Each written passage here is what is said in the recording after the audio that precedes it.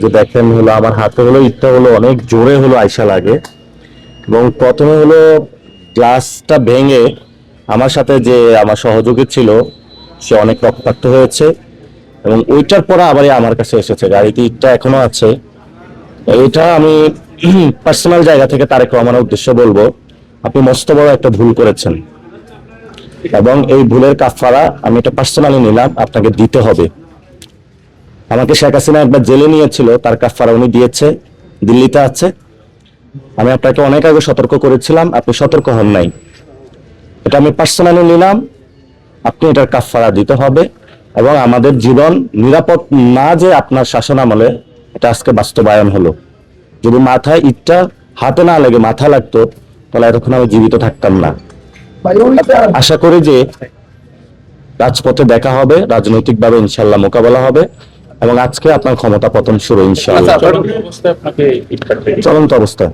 আচ্ছা, কোন জায়গায় এটা জৈন্তাপুর থেকে যখন আমরা হরিপুরে প্রোগ্রাম শেষ করছি, প্রোগ্রাম শেষ করে 2-3 মিনিট গাড়ি চলার পরেই আপনাদের সঙ্গে তো তখন পুলিশ প্রোটোকল ছিল? পুলিশ প্রোটোকল ছিল, পুলিশ চেষ্টা করেছে, আমরা পুলিশের দোষ দিব না। কিন্তু যখন আজকে ইশরাক রাজপথ উত্তপ্ত করেছে, রাশেদ দীর্ঘদিন ধরে রাজপথ উত্তপ্ত করেছে, তো আমি মনে করি ইশরাক আজকে যখন মশাল মিছিলটা করেছে, এরপরে অ্যাটেম্প টু মার্ডার হয়েছে আমার উপরে, ফলত এই হত্যার জন্য দায়ী ইশরাকও। আইনি ব্যবস্থা নেবেন কিনা?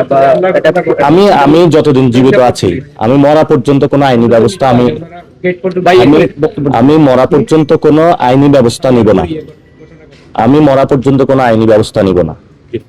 ঠিক আছে,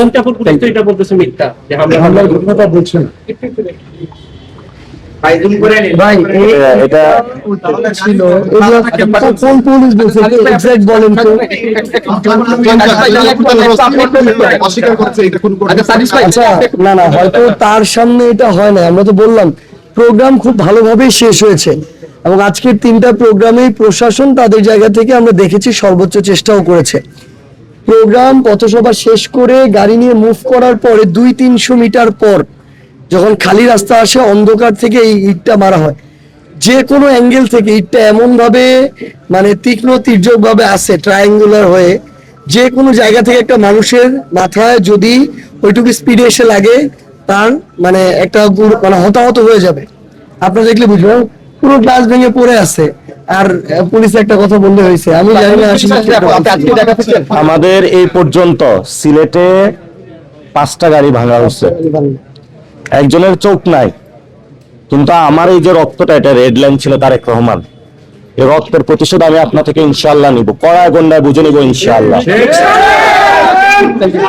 ইনকিলাব জিন্দাবাদ, জিন্দাবাদ, জিন্দাবাদ, ইনকিলাব জিন্দাবাদ, জিন্দাবাদ।